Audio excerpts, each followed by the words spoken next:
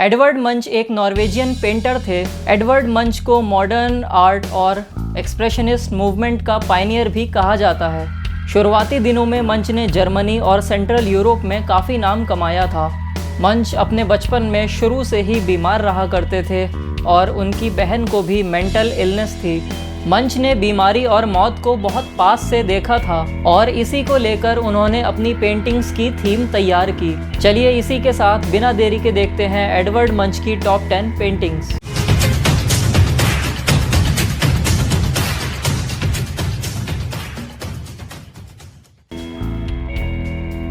दसवें नंबर पर आती है द सिक चाइल्ड। ये पेंटिंग मंच ने 1925 में बनाई थी। इस पेंटिंग में मंच अपनी बहन सोफी को याद करते हैं, जिनकी ट्यूबरकुलोसिस से 15 साल की उम्र में ही मौत हो गई थी। पेंटिंग में हम सोफी को बीमार बैठा हुआ देख सकते हैं। इस पेंटिंग में मंच ने विविड ब्रश स्ट्रोक्स का यूज़ किया है, जो उनकी ट्रॉमेटिक मेमोरी को दर्शाते हैं। मंच ने अगले 40 साल के दौरान इस पेंटिंग के कई वर्जन्स बनाए। मंच की माने तो इसी पेंटिंग के ज़रिए उनके बेहतरीन आर्टवर्क की शुरुआत हुई। ये पेंटिंग अब नॉर्वे की नेशनल गैलरी में देखी जा सकती है। 9वें नंबर पर आती है जेलसी। ये पेंटिंग मंच ने 1895 में बनाई थी। मंच इस पेंटिंग को हर बार एक नए अंदाज में बनाने की कोशिश करते रहते थे। उन्होंने अपनी पूरी लाइफ में इस पेंटिंग के 11 वर्जन्स बनाए। इन 11 वर्जन्स में पहली पेंटिंग मंच ने 1895 और आखिरी पेंटिंग 1930 में बनाई थी। पेंटिंग में देखें तो 2 मर्द और एक औरत दिखते हैं। इन तीनों के बीच कुछ टेंशन का माहौल है और जेलसी यानी जलन साफ देखने को मिल सकती है। इन तीनों फिगर्स के पीछे की दीवार को हरे रंग से पेंट किया गया है। दोस्तों, आपको बताता चलूं कि हरा रंग जेलसी को इंडिकेट करता है। पेंटिंग के लेफ्ट में खड़ा हुआ आदमी जेलस है, इसीलिए उसके चेहरे को हरे रंग से मंच ने पेंट किया है। ये पेंटिंग अब द मंच म्यूजियम ओस्लो में देखी जा सकती है। 8वें नंबर पर आती है the girls on the bridge. ये पेंटिंग मंच ने 1899 में बनाई थी। ये पेंटिंग बनाने की इंस्पिरेशन एडवर्ड मंच को एसगार्ड स्ट्रैंड के घाट से मिली। पेंटिंग में एक विला दिखाया गया है जो नदी के किनारे पर है। ये विला एक बड़े से पेड़ की छांव में ढका हुआ है। नदी के पुल पर 3 लड़कियां खड़ी हैं जो नदी में पड़ रहे पेड़ के अक्स को देख रही हैं। मंच की इस पेंटिंग ने बहुत नाम कमाया है दोस्तों, और सही भी कमाया है क्योंकि ये पेंटिंग देखते ही बनती है। ये पेंटिंग अब एक प्राइवेट कलेक्शन का हिस्सा है। 7वें नंबर पर आती है द लोनली वंस। ये पेंटिंग मंच ने 1935 में बनाई थी। इस पेंटिंग की थीम बहुत सिंपल है। ये पेंटिंग प्यार की थीम पर आधारित है। पेंटिंग में हल्के रंग के ड्रेस पहने हुए एक लड़की और डार्क रंग का सूट पहने हुए एक लड़के को हम खड़े हुए देख सकते हैं। दोनों ही समुद्र के किनारे खड़े हैं और लहरें उनके पैरों से टकरा रही हैं। पेंटिंग में औरत समुद्र की तरफ देख रही है और आदमी उस औरत की तरफ थोड़ा सा मुड़ा हुआ है। इस पेंटिंग में भी मंच ने एक्सप्रेशनिज्म का बखूबी इस्तेमाल किया है। ये पेंटिंग अब द मंच म्यूजियम ओस्लो में देखी जा सकती है। 6ठे नंबर पर आती है द किस। ये पेंटिंग मंच ने 1897 में बनाई थी। यह पेंटिंग मंच की फ्रीज ऑफ लाइफ सीरीज का एक हिस्सा है। फ्रीज ऑफ लाइफ में मंच ने 2 प्रेमियों के रिलेशनशिप के अलग अलग चरणों को पेंट किया है। इस पेंटिंग में 2 प्रेमियों का मिलन दिखाया गया है, जो उन दोनों के प्यार पर मोहर लगाने जैसा है। पेंटिंग में ध्यान से देखें तो इन लवर्स के पीछे एक विंडो दिखाई देती है। रोमांटिक पीरियड के ज़्यादातर पेंटर्स अपनी पेंटिंग्स में प्यार को दर्शाने के लिए विंडोज़ या खिड़कियों का इस्तेमाल किया करते थे। खिड़कियों के ज़रिए बाहर के माहौल में और अंदर के माहौल में एक कंट्रास्ट पैदा होता है। मंच ने खिड़की के बाहर के माहौल को चटक और ब्राइट रंगों से दिखाया है और खिड़की के अंदर के माहौल को डार्क कलर्स से दिखाया है। पेंटिंग में ध्यान से देखें तो दोनों लवर्स के चेहरे एक दूसरे में घुल गए हैं। मंच यह दिखाना चाहते थे कि दोनों लवर्स एक हो गए हैं। ये पेंटिंग भी अब द मंच म्यूजियम ओस्लो में देखी जा सकती है। 5वें नंबर पर आती है मैडोना। ये पेंटिंग मंच ने 1894 में बनाई थी। यह पेंटिंग मंच की फ्रीज ऑफ लाइफ सीरीज की सबसे मशहूर पेंटिंग है। इस पेंटिंग में एक यंग वुमन खड़ी है जिसके काले बाल उसके कंधों से नीचे गिर रहे हैं। उसकी गहरी आंखें बंद हैं और उसका चेहरा पीछे की ओर झुका हुआ है।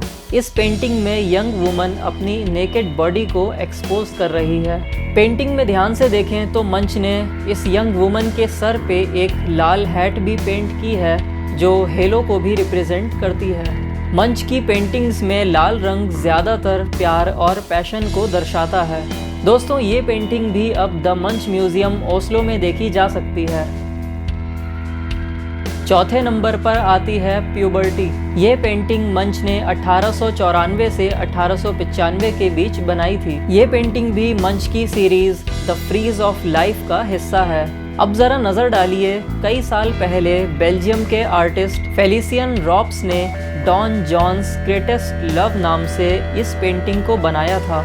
ऐसा माना जाता है कि मंच ने इसी पेंटिंग से प्रभावित होकर अपनी प्यूबर्टी पेंटिंग बनाई, लेकिन मंच से पूछे जाने पर उन्होंने इस बात से साफ इनकार कर दिया कि वो किसी भी तरह से इस पेंटिंग से प्रभावित हुए हैं और मंच हर बार यही कहते थे कि यह उनका ओरिजिनल वर्क है। अब पेंटिंग की बात की जाए तो पेंटिंग में एक यंग नेकेड लड़की बेड के किनारे पर बैठी हुई है और उसकी टांगें आपस में मिली हुई हैं। पेंटिंग में ध्यान से देखें तो लड़की के चेहरे पर डर साफ दिखाई देता है। इसी डर और घबराहट को मंच ने लड़की के पीछे पड़ने वाली काली परछाई से दर्शाया है। यह पेंटिंग उस दौर को या उस फेज को दर्शाती है जिस फेज में लड़कियां प्यूबर्टी से गुजरती हैं और उनमें फिजिकल और साइकोलॉजिकल बदलाव आते हैं। यह पेंटिंग अब नेशनल गैलरी ओस्लो में देखी जा सकती है। तीसरे नंबर पर आती है एंग्स्ट, जिसको इंग्लिश में एंग्जाइटी भी कहते हैं। ये पेंटिंग मंच ने 1894 में बनाई थी।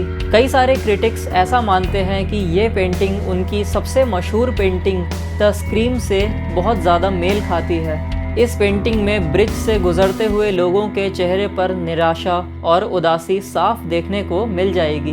मंच ने इसी उदासी को दर्शाने के लिए डार्क कलर्स का बखूबी इस्तेमाल किया है। दोस्तों, मज़े की बात यह है कि इस पेंटिंग को बनाने से ठीक 1 साल पहले मंच ने अपनी सबसे फेमस पेंटिंग द स्क्रीम को पेंट किया था और दोनों ही पेंटिंग्स में बिल्कुल सेम लोकेशन देखने को मिल जाएगी। दोस्तों, ध्यान देने वाली बात यह भी है कि दोनों ही पेंटिंग्स का मूड एक जैसा है। ये पेंटिंग अब museum of modern art New York के कलेक्शन का हिस्सा है। दूसरे नंबर पर आती है वैम्पायर। ये पेंटिंग मंच ने 1895 में बनाई थी। असल में मंच ने इस पेंटिंग का नाम लव एंड पेन रखा था, लेकिन क्रिटिक्स ने इस पेंटिंग को वैम्पायर नाम दिया। इस पेंटिंग में एक आदमी और एक औरत हग करते हुए या गले मिलते हुए दिखाई दे सकते हैं। ध्यान से देखने पर पता चलता है कि यह औरत इस आदमी की गर्दन पर या तो किस या फिर बाइट कर रही है। हालांकि कई सारे क्रिटिक्स ये मानते हैं कि ये पेंटिंग एक वैम्पायर या पिशाच को सिग्निफाई करती है, लेकिन मंच की माने तो इस पेंटिंग में बस एक आदमी और औरत गले मिल रहे हैं और कुछ नहीं। मंच ने 1893 से 1895 के बीच इस पेंटिंग के 6 अलग अलग वर्जन बनाए। ये पेंटिंग अब मंच म्यूजियम ओस्लो में देखी जा सकती है। पहले नंबर पर आती है द स्क्रीम। ये पेंटिंग श्रीक नाम से भी बहुत फेमस है। ये पेंटिंग मंच ने 1893 में बनाई थी। मंच ने इस पेंटिंग का नाम द स्क्रीम ऑफ नेचर रखा था, लेकिन बाद में इस पेंटिंग का नाम द स्क्रीम पड़ गया।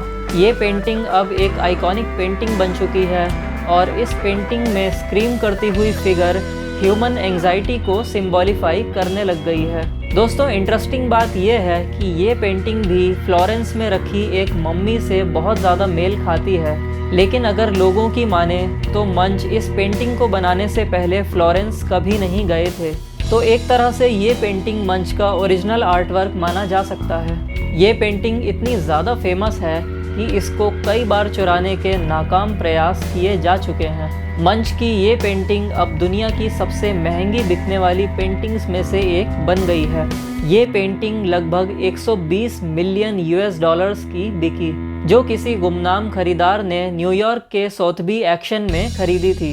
ये पेंटिंग ओस्लो के नेशनल म्यूजियम में देखी जा सकती है। दोस्तों, ये थी एडवर्ड मंच की टॉप 10 पेंटिंग्स। उम्मीद करता हूँ आपने इस वीडियो से कुछ नया सीखा होगा।